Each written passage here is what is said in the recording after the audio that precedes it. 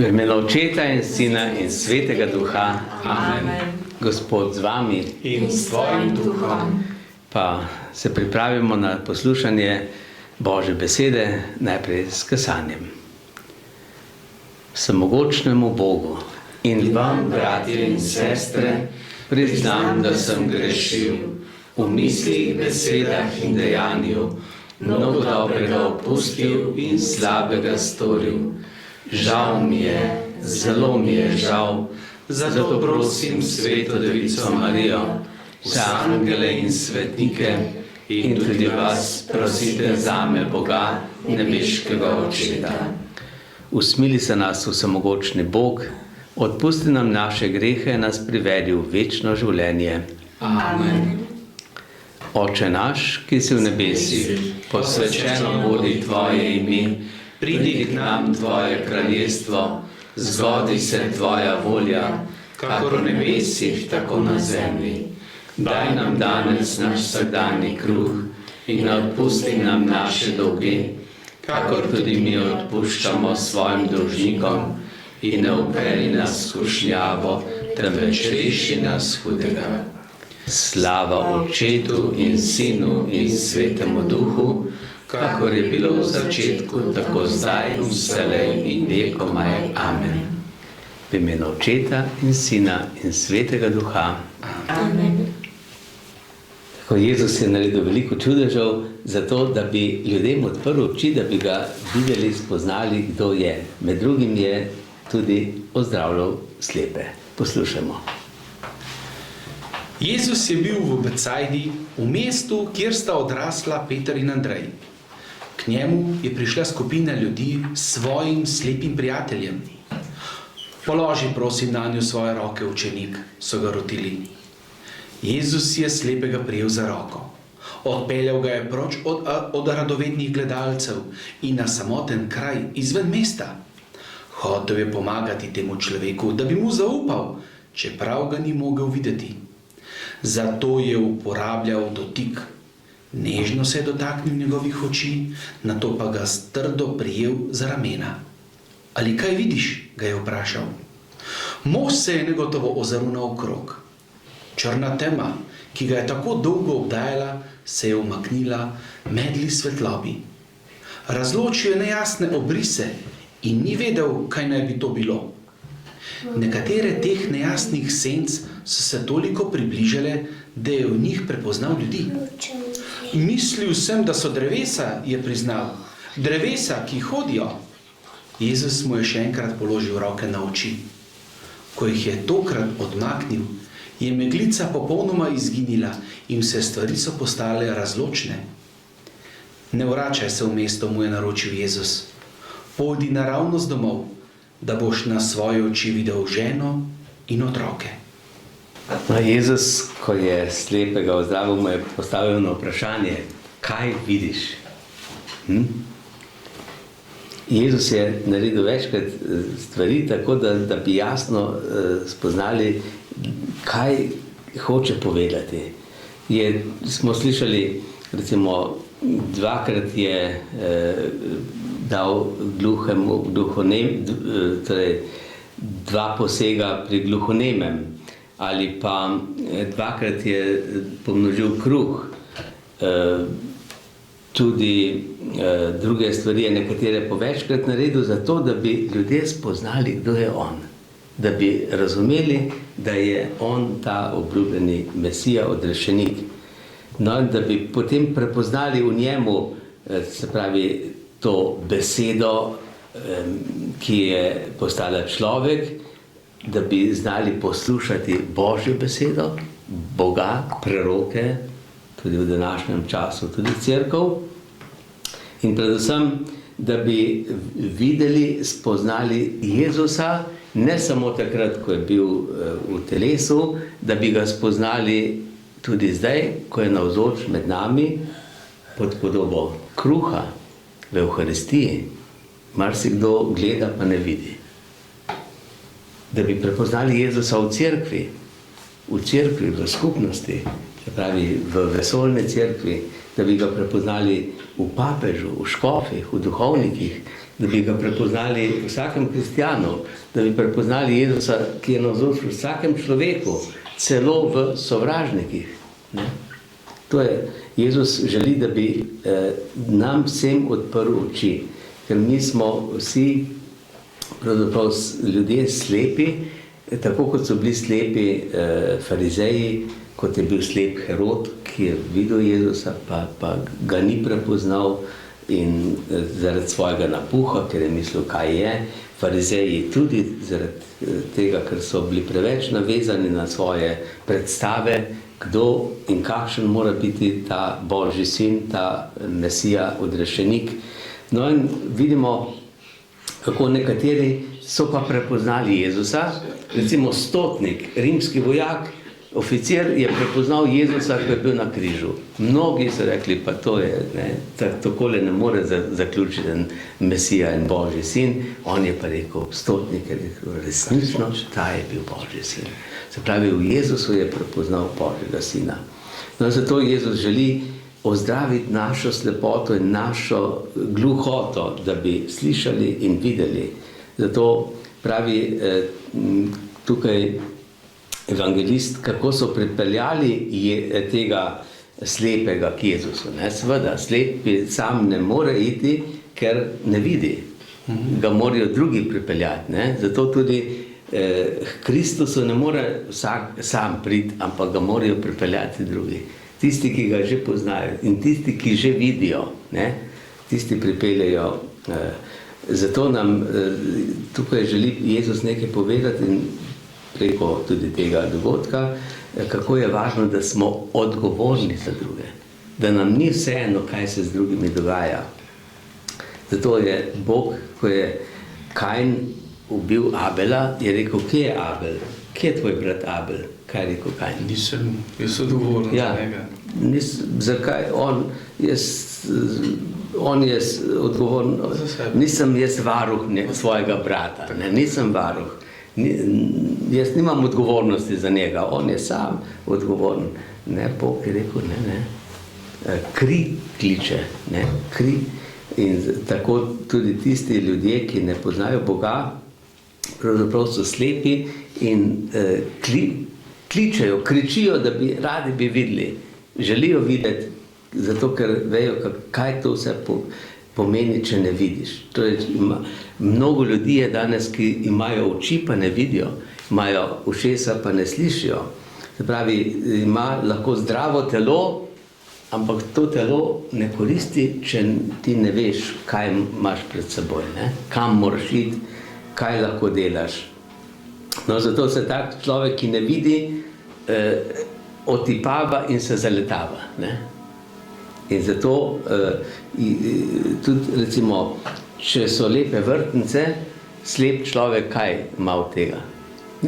Ne vidi, kvečem von, ampak samo trnje. Se izogiba vrtnic. Beži pred vrtnicami.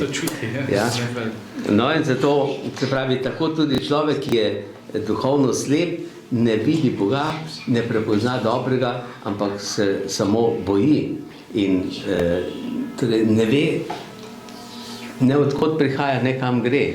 Se pravi, slep človek je revež, ker se ne znajde. V tem svetu je povsod vedno neznanka. No in ko so ga pripeljali k Jezusu, so prosili, da se ga dotakne. In Jezus ga je prijel za roko, pravi, in ga odpeljal celo ven iz vasi. Kaj to pomeni prijeti nekoga za roko? Voditi ga. Voditi, starši vodite otroke, ga primete, oče prime otroka, ga pelje in otrok se čuti varno, zdaj jaz sem varen, če me nekdo vodi. Se ne bom zgubil, me ne bo nič hudega doletelo. No in tako tudi Jezus prime človeka, ga pelje ven od ljudi stran, malo stran, zato ker srečanje z Bogom mora biti osebno, ne kar tam sredi množice, ampak da se človek res nekako sreča z nečem novim. Srečanje z Jezusom, z Bogom pomeni tako kot rojstvo otroka. Ko otrok pride iz materinega telesa, zagleda luč, zagleda svetlobo. Ne? In takrat se začne nekaj novega in to novo življenje pomeni neke vrste napor, ampak lepota, to je nekaj lepega. No, potem pa, torej Jezus, kako je ozdravil Jezus? Smo slišali, da se je slino dotaknil oči. To je tudi eno znamenje, ki ga je Jezus naredil, najbrž bi lahko ozdravil tega slepega tudi drugače, ampak slina je znamenje duha, življenja. Ne? Človek, ki je mrtev, nima sline. Ne? In ta slina pomeni tudi to, kar omogoča, da tudi človek, ki nima sline, ne more govoriti. Ne?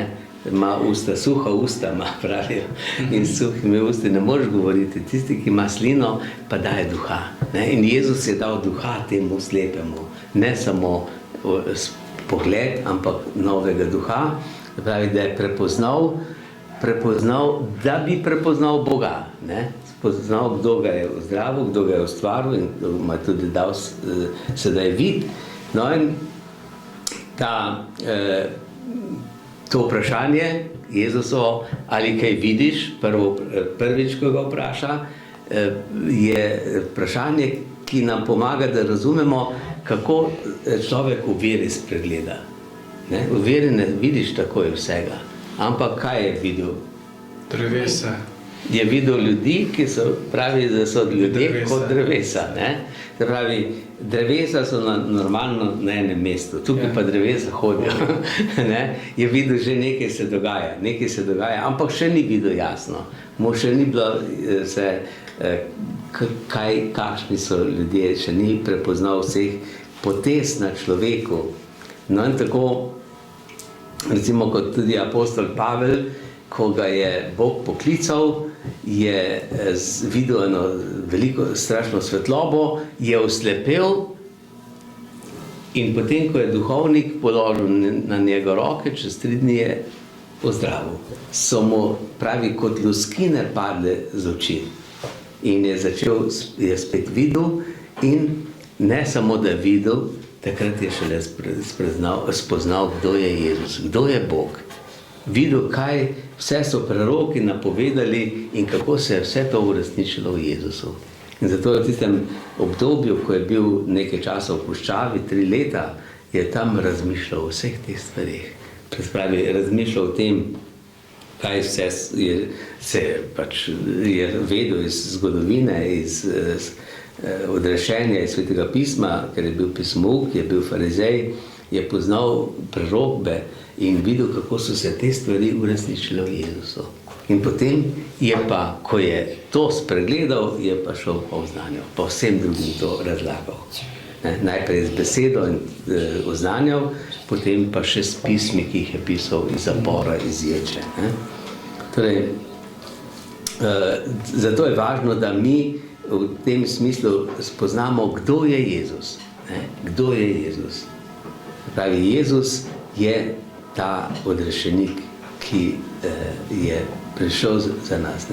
No in Jezus, ko je tega slepega ozdravljal, je pogledal v nebo.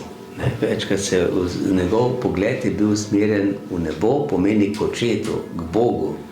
In ta pogled ni samo pogled navzgor, ampak je pogled tudi v globino. Videti dobro, videti daleč, opazovati. No in zato je tudi dobro, če mi vemo kaj iz narave, recimo kako vidijo nekatera druga bitja, živali. Poznate kakšno žival, ki dobro vidi? Orel zelo dobro vidi. Kaj vidi? Miško vidi. Ja, orel vidi, pravijo celo 5 kilometrov daleč ali pa visoko vidi dol eno majhno miško. Ja? In to je, recimo, apostol Janez ima simbol orla. Ne? Zato, ker apostol Janez je zelo globoko doživel Jezusa, globoko spoznal Boga, videl celo nebesa odprta in je to vse opisal. Ne? In torej biti kristjan pomeni imeti odprte oči, videti. Ne? In imamo še druge čudovite stvari v naravi, ki jih lahko vidimo. Marsičesa ne vidimo z našimi očmi, ampak moramo gledati s teleskopom daleč, ne? In orel ima oči kot teleskop. Ali pa imamo tudi mikroskope, da vidimo majčkene stvari. Ne? In to, kaj je Bog vse ustvaril. Ne? In če tako gledamo, potem se samo lahko veselimo in hvalimo Boga za vse, kar je Bog naredil. Se pravi, v naravi, v vesolju, pa tudi v nas, v našem življenju. Različni dogodki so, različne darove, različne sposobnosti, ki nam jih je dal, različne milosti, da se jih zavedamo in vidimo, da tudi starši vidite, kakšne darove imajo otroci, da jih spodbujate, da jim pomagate, da jih čim boljše razvijajo. Zato, če imamo Božja beseda je kot luč, ki osvetli, naša vera je pa kot oči, s katerimi gledamo. Ne? Mene je tudi zanimivo tole, a nekaj mu je naročil, ne vračaj se v mesto. Pojdi najprej domov, da boš videl ženo in otroke. Ja. A je to s kakšnim namenom tako rekel? No, sicer direktno to je bilo naročilo Jezusa, ne vračaj se v mesto, ne se zdaj vrniti med ljudi, ki so tudi slepi. Ne? Ti se zdaj malo usmeril tisto, kar ti je Bog dal, dragocenosti, ki so v tebi in ki so tiste najbližje, ki jih ne vidiš. Domači, ne? Da boš na nov način boš odkril zdaj ženo, ki si jo prej samo tipal, zdaj pa lahko tudi vidiš. Ali pa otroke in prijatelje in sosede in hišo, ne? Da vidiš, kakšna je hiša, ali je vse pospravljeno ali ni pospravljeno, ali je urejeno ali ni urejeno. Ne? To je človek drugače gleda, ne? Ko veš, ne? Tudi naš dom je pravzaprav lahko ene vrste predokus nebes, predpodoba nebes. Ne? Če je v domu, predvsem je ljubezen tista, ne? Če je Bog med nami, če je ljubezen med nami, potem pa tudi tista zunanja urejenost tudi to pomaga. Ne? Zato v cerkve so tudi naš skupni dom takšno znamenje. Ali smo kristjani, ki imamo oči odprte in ne, zato so tudi umetniki, ki so navdihnjeni, da lepo delajo stvari in slike in kipe in glasba in vse, da nam tukaj pokaže vsaj malo tistega nebeškega, kar lahko že zdaj tukaj gledamo, poslušamo in okušamo. Zato hodimo v luči.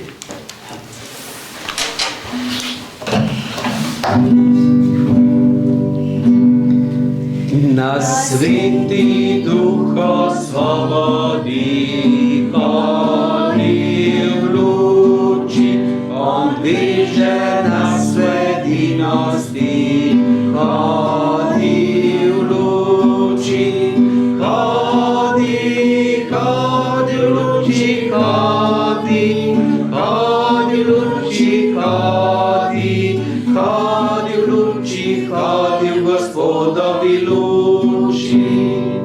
Nam Jezus je obljubo dal, hodi v luči in človek je od mrtvih vstal, hodi v luči, hodi v luči, hodi v luči, hodi v luči, hodi v Gospodovi luči.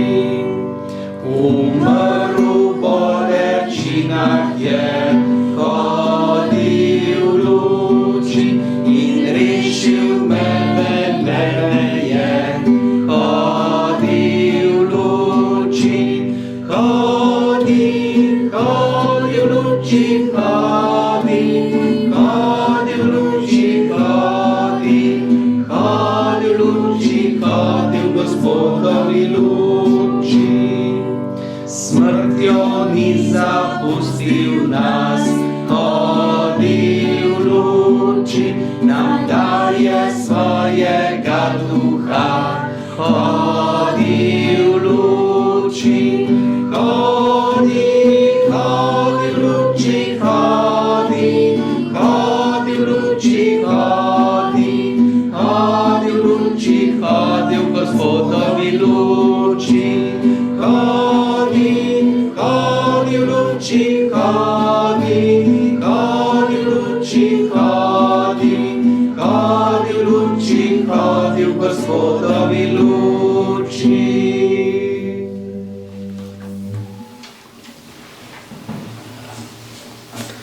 Sveti angel, varuh moj, bodi vedno ti z menoj, stoj mi noč in dan ob strani, vsega hudega me brani. Prav prisrčno prosim te, varuj me in vodi me. Amen. Gospod z vami In s tvojim duhom. blagoslovi vas vsemogočni in usmiljeni Bog, Oče, Sin in Sveti Duh. Amen.